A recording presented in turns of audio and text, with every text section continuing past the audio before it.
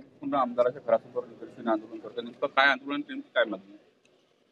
धनगर समाजाचा आरक्षणाचा प्रश्न अनेक वर्षापासून प्रलंबित आहे. 2014 पूर्वी काँग्रेस सत्तेत होतं. काँग्रेसने NT म्हणजे नोमॅडिक ट्राईब भटक्या जमातीचा दर्जा देऊन आम्हाला काही प्रमाणात सवलती दिल्या. परंतु त्यानंतर भारतीय जनता पक्षाचं राज्य आलं. केंद्रात आणि राज्यात भाजपा सत्तारूढ होती.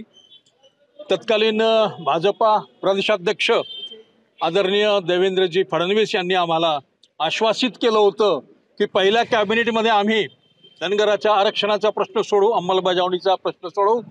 परंतु आज 10-11 वर्ष झालेत धनगर समाजाच्या आरक्षणाच्या प्रश्नाला कुठेही वाचा फोडण्यात आलेली नाही.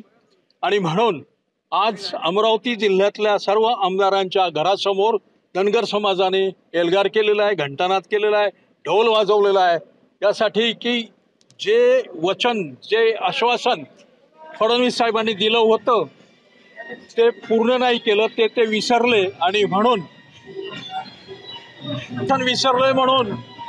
त्यांना जो विसर पडला तो आमदाराच्या माध्यमातून त्यांच्या कानावर टाकायचा आहे.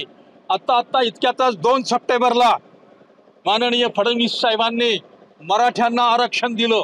2 सप्टेंबरला तसा GR काढला. आमची मागणी एकच आहे, धनगर हा जो शब्द आहे त्याची दुरुस्ती करावी, च्या ऐवजी र वाचावे अशी केंद्राला शिफारस करणे किंवा आपल्या अखत्यारीत असेल तर आपण तशी दुरुस्ती करणे.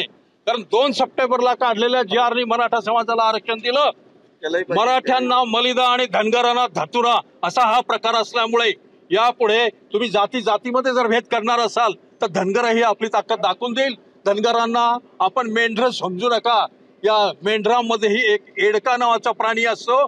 त्या एडक्याची धडक बसली तर देवाभाऊ आपल्या सरकारचं, आपल्या पक्षाचं काय होईल याचा कृपया विचार करा. आम्ही आपले विरोधक नाही, आम्ही आमच्या मागणीसाठी आपल्याकडे हे साकडं घालत आहोत. जय भीम, जय मल्हार.